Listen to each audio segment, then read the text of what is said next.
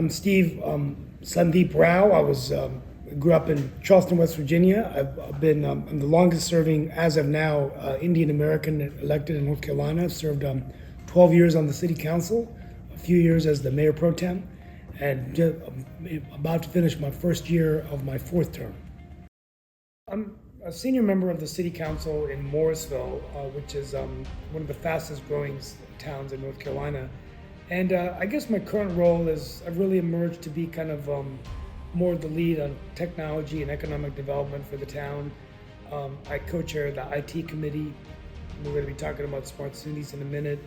And my day-to-day work, I really, because of my work in media and radio and writing for TechWire, I'm really more the spokesperson for the council, not just around the region, but around the state.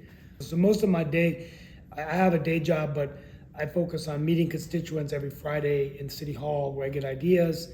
I'm often out there talking to companies that are considering investing in Morrisville, and also talking to existing companies in Morrisville and in the area, just to get getting a handle on what they need to grow their businesses, plus startup companies. So right now I'm on a listening tour. I'm doing a small business listening tour the last couple months, where I go out to different businesses and I learn about their issues.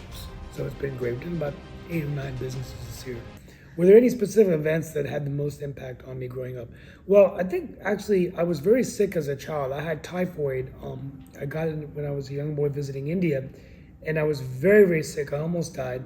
And over the years when I was young, most people have a hard time believing, but I was very shy, very introverted, very unsure of myself.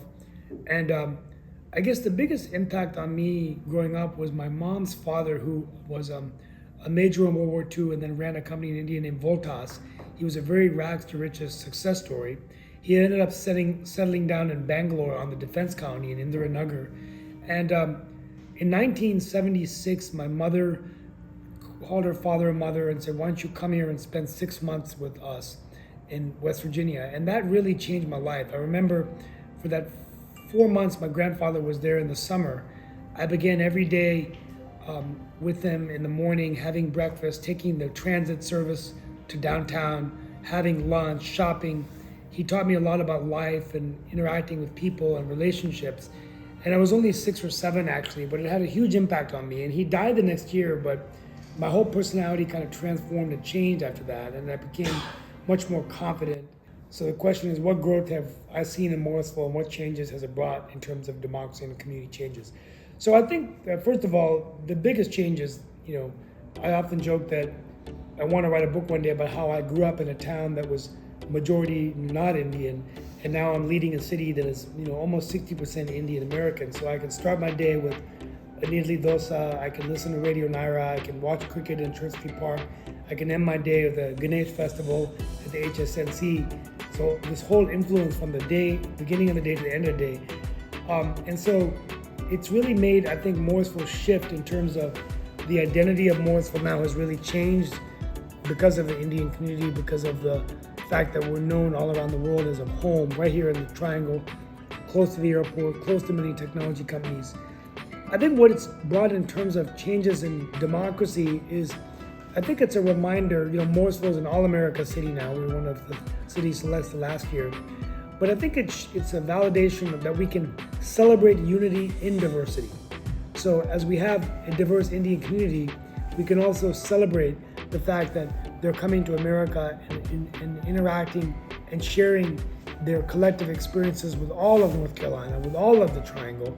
And I think that's really American democracy working at its best. And I think that's inspiring, particularly in a time when we're living during such divisive and turbulent times, that we can all sort of get along as neighbors. So, well, I think the future, right now we're about 55% Indian American out of a population of 42,000. I think the census projections have us at maybe getting close to 65%, maybe even higher than that. So I think the vision is going to be, how do we, and we're already doing this, working on, like certain things we're translating now in Hindi on the town site so people can understand in Indian. Having more Indian festivals like Diwali and Holi are becoming much more common now, not only in Morrisville, but in Cary, around the region. So I think as we offer services, it's going to be critically important for our staff to be able to effectively communicate with that culture, learning about not only the cuisines and culture of India, but the expectations of this culture, just in terms of government. In India, talking to police isn't something that's probably viewed upon favorably, but we want to have neighborhood policing, community policing, where even our former police chief was dancing, in the Kerry the Valley. So that kind of stuff emboldens people to say, look, I'm comfortable with my community, comfortable with my police officers. I think as it relates to my vision of Morrisville, many of the Indian Americans are in technology. And I think that Morrisville really has a chance to emerge, kind of like in Silicon Valley, you have Santa Clara in the Bay Area. I think we could be the Santa Clara, we already are, of the Triangle area. Home to 10% of public companies, many technology companies, many tech CEOs, small tech, and encouraging those entrepreneurs and those technologists to advise the town and the staff and the council on how we can be more technologically proficient. So I hope Morrisville, my vision is that we are the most technologically advanced or sophisticated city in the US, that tech companies and IoT companies say we want to come to Morrisville. Good government and the governments that are using and embracing technology, they can come, they're going to go, we want to come to Morrisville. And that can build a brand similar to what Silicon Valley did. We've got 3 really strong universities in the area, Duke, Carolina, and NC State. We've got a strong community college system with Wake Tech. And I think building that all together has a really great story that we can tell.